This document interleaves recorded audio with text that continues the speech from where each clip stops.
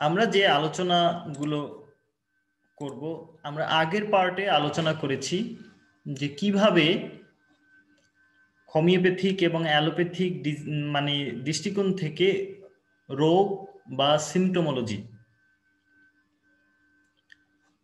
আসলে হোমিওপ্যাথিতে রোগের যদি আমরা ক্লাসিফিকেশন করি তাহলে কয় ভাগে ভাগ করা যায়? হোমিওপ্যাথিতে রোগকে বিভাজন করতে গেলে আমরা প্রথমত রোগকে দুই ভাগে ভাগ করতে পারবো। একটা হলো অ্যাকুইট ডিজিজ বা তরুণ রোগ, আর একটা হলো ক্রনিক ডিজিজ বা জটিল রোগ।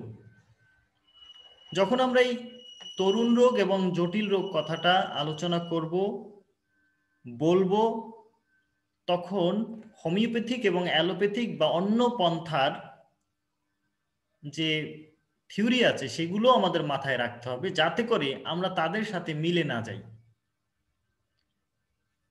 স্বাভাবিকভাবে যদি আমরা তরুণ রোগ বা অ্যাকুইট ডিজিজ বলি, অ্যালোপ্যাথিতে অ্যাকুইট ডিজিজ মানে হলো ওই সকল রোগ যেই সকল রোগগুলো ভোগকাল অল্প সময়, অর্থাৎ রোগী সাফারিং করে অল্প সময়, এবং হয় রোগী আরোগ্য হয়ে যাবে একা একা, নয় তিনি মারা যাবে। হতে পারে ঠান্ডা লেগেছে, জ্বর উঠেছে, হয় জ্বর যদি ওষুধ না খান আপনি, জ্বর হয় ভালো হয়ে যাবে, নচেত কি হবে,